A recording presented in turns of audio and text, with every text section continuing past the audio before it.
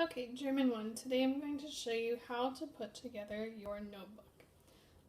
How you decide you want to decorate your notebook, if you want to add any embellishments or use any sort of colors, that is all up to you. You're welcome to personalize it however much you want. I just ask that you make sure that you follow the format and the layout of everything that I'm telling you. We all need to have the same things on the same page so that it's easy for us to all find things together. So just keep that in mind when you're putting this together. Also remember that I will be collecting your notebook from time to time to grade it, and one of the things that I'll be looking for is your neatness. So keep that in mind when you're putting your notebook together. Now, as I go through this video, feel free to pause, work on whatever it is that I was just telling you about, and then restart the video and move on from there. That's totally fine. Okay, so here's my notebook. I've also got some pens. You at least need a black pen. I also used a colored pen, and you'll also need some scissors and some tape. So let's get started.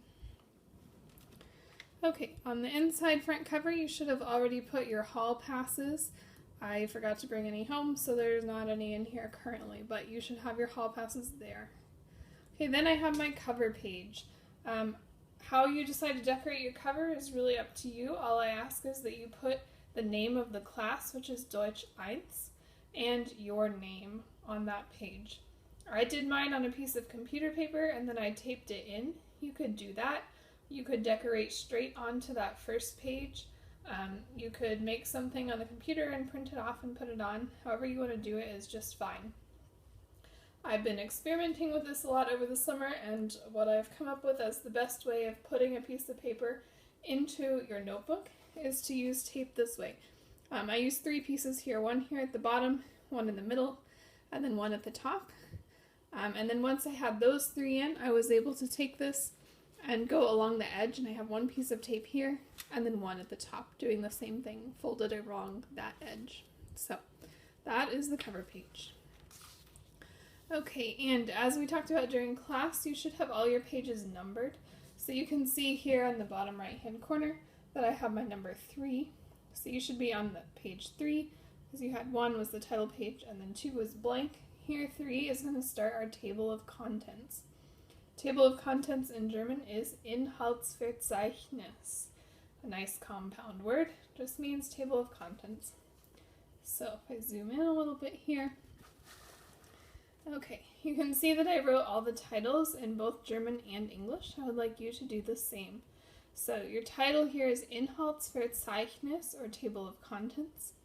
Then I divided this into 3 columns. Here on the left is the Datum, or the date. In the middle is the Thema, the topic. And then here on the right is the Seite, or page. That's S-E-I-T-E, the page. Since we have our pages numbered, we'll be able to put together our table of contents and you'll be able to find everything easily. So for right now, all you need to do is draw the lines to make all of these different sections, and then those labels. You don't need to worry about this middle part where we're putting in what is actually in our notebook yet. I used a ruler for this. You could use the side of a piece of paper, however you want to do it. Just make sure it looks neat. I followed the lines here that were already kind of pre-printed in the notebook. You can do that, or you can make these columns a little bit thicker. I know they're pretty thin. However you want to do that is fine, as long as you've got the 3 columns. Once you get that done, we're going to do the same thing on a few more pages, because as you can see, I already have filled up a lot of this page. So we'll need a few more pages for this. So over here on page 4, you can see I've set it up the same way. And then page 5, same thing. Let's see how much further we're going. Okay, you should have table of contents all the way through page 7. So pages 3 through 7 should all be table of contents, all labeled the exact same way. When you're finished with those, that's when we're going to move on to the section where we're tracking our grades. Okay. So here I titled it Meine Noten, my grades. Note, we think of it, when we look at it, we think it means note, which it does in a way, but that note is your grade specifically. So again, I've got some columns on the left, the Datum or the date, and then the Aufgabe, which is the assignment. That's where we'll write the name of that particular assignment. Then I have some smaller columns over here. There's points earned, points possible, and then your actual grade, the Note, the grade. If you're doing this with a ruler and you want to get yours to look exactly like mine, there's an 1.5 inches here from this kind of perforated line to this line, and then 3/4 of an inch, 3/4 of an inch.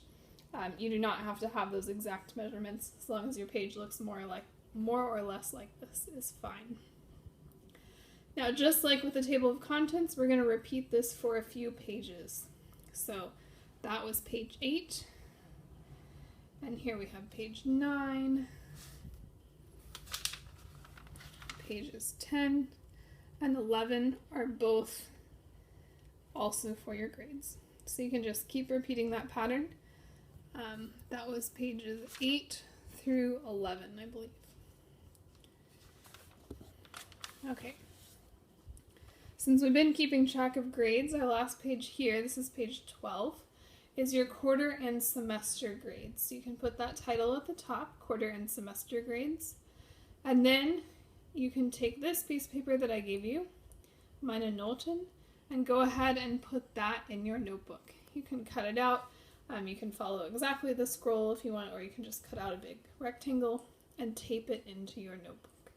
This is where you can write down what your quarter grade was at the end of the quarter, and then you can keep track of how your grades are doing throughout the year. On the opposite page, page 13, this is where you're putting your notebook check rubric. I cut mine down to size. You can do that, or you can just tape the entire piece of paper into your notebook. If you're going to tape the whole piece of paper, I suggest you do it the way I did at the beginning, where you have your 3 pieces of tape, top, middle, bottom, and then along the edges of the paper as well. Okay, what's next? Okay, after that, we have the tutoring log. Once again, you can cut it down or just tape the whole thing in here. This is page 14. Okay, we're going to skip ahead a little bit. There's a couple pages we're going to fill in next week. So go to page 18. Make sure you're on 18. This is where you're going to put your prayer sheet. At the top, I labeled this Gebete, which is prayers in German. Sorry. There you go. Gebete, prayers. Once again, you can cut it down to size or just put the whole thing in. Either way, just make sure it's neat. Okay, and then we're going to skip a few more pages.